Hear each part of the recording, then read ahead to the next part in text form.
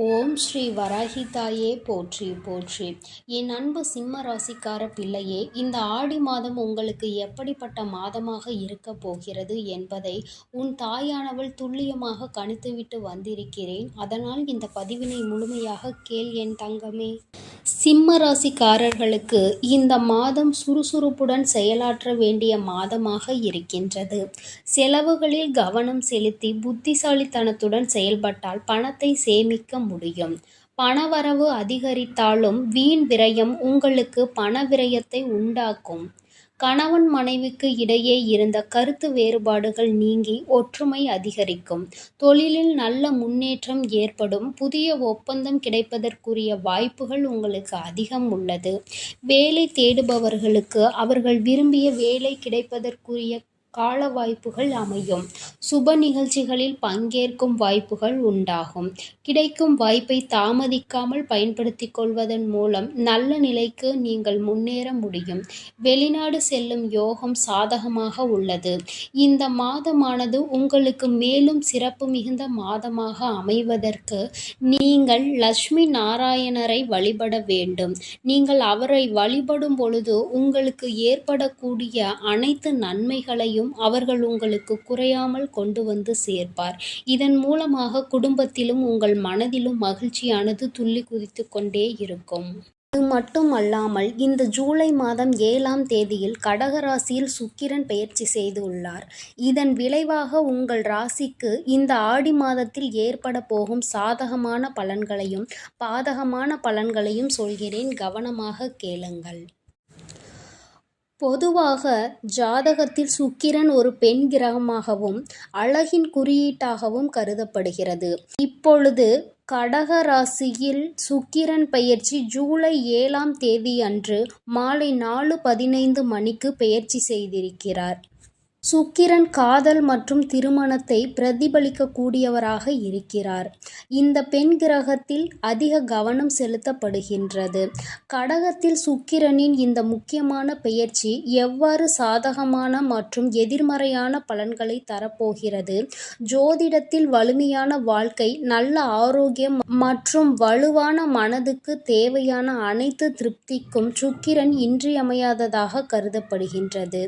ஜாதகத்தில் சுக்கிரன் வலுவாக இருந்தால் ஜாதகக்காரர்களின் வாழ்க்கையில் அனைத்தும் சாதகமான முடிவுகளையும் மகிழ்ச்சிகளையும் அடைவதில் அவர்களுக்கு எந்த குறையும் இருக்காது. எப்பொழுதும் அவர்களுக்கு வெற்றி ஒன்றே சாதகமானதாக இருக்கக்கூடியதாக இருக்கின்றது.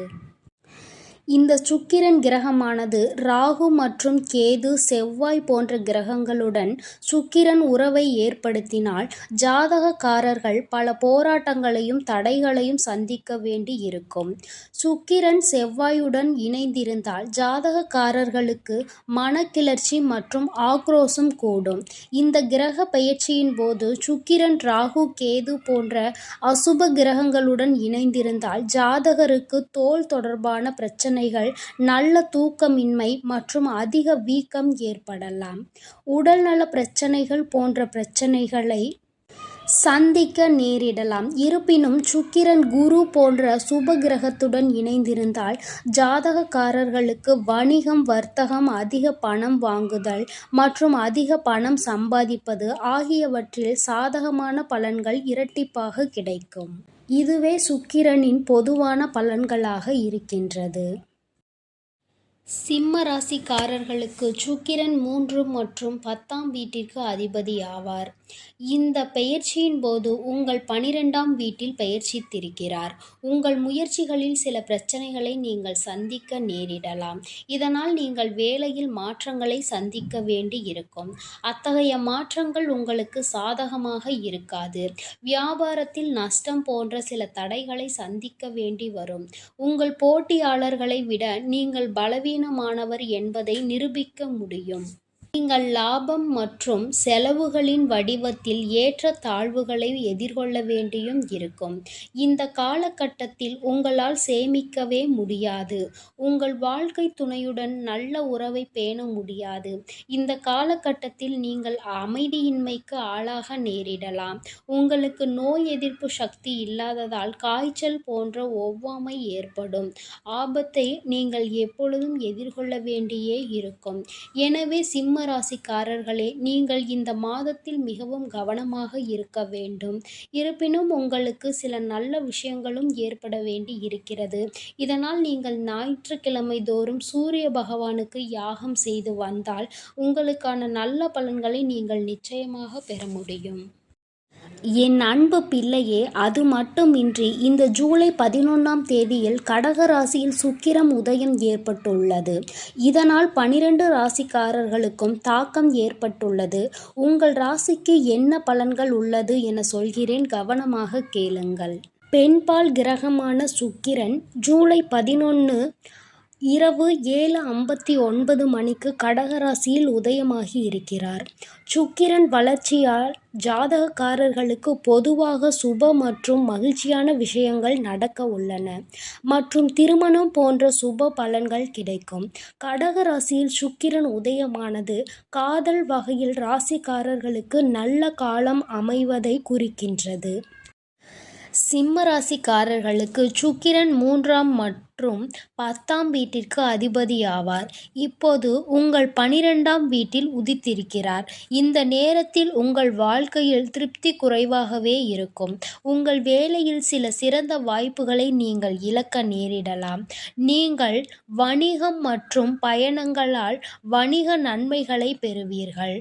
நீங்கள் அதிக செலவுகள் மற்றும் சாத்தியமான நிதி இழப்புகளை எதிர்கொள்ள வேண்டியும் இருக்கும். உங்கள் மனைவியுடன் வாக்குவாத சூழ்நிலைகள் இருக்கும். இதன் காரணமாக உங்கள் மகிழ்ச்சி கணிசமாக குறைய வாய்ப்புள்ளது. ஆரோக்கியத்தை பொறுத்தவரை இந்த காலகட்டத்தில் நீங்கள் பதட்டமாக உணரலாம். மேலும் நோய்வாய்ப்படுவதற்கான எந்த வாய்ப்புகளும் இருக்காது. எனவே உங்கள் ஆரோக்கியத்தை பொறுத்தவரை நீங்கள் சற்று கவனமாக இருப்பது உங்களுக்கு நன்மையை கொடுக்கும். சிம்ம ராசிக்காரர்களே, சனிக்கிழமையன்று ராகுவுக்கு யாகம் நடத்தி வந்தால் உங்களுக்கு ஏற்பட இருக்கும் பல தீமையான விளைவுகளில் இருந்து நீங்கள் விலகி பல நன்மையான பலன்களை நீங்கள் விரைவாக பெறுவீர்கள். என் அன்பு பிள்ளைகளே, இந்த ஆடி மாதமானது உங்களுக்கு எப்படி இருக்கும் என்பதையும் ஏற்பட்டிருக்கும் பெயர்ச்சிகளின் காரணமாக இந்த ஆடி மாதம் முழுவதும் உங்களுக்கான நல்ல பலன்களையும் உங்களுக்கான தீய விளைவுகளையும் உங்கள் தாயானவள் விரிவாக சொல்லி இருக்கிறேன். அதனால் இந்த பதிவினை கேட்டு உங்கள் பரிகாரங்களை நீங்கள் முழுமையாக செய்து உங்களுடைய நல்ல பலன்களை நீங்கள் முழுமையாக பெற்றுவிட வேண்டும். இனி எல்லாம் நல்லதாக மட்டுமே நடக்கும். ஓம் ஸ்ரீ வராகி தாயே போற்றி போற்றி. ஓம் ஸ்ரீ வராகி தாயே போற்றி போற்றி. ஓம் ஸ்ரீ வராகி தாயே போற்றி போற்றி. ஓம் ஸ்ரீ வராகி தாயே போற்றி போற்றி.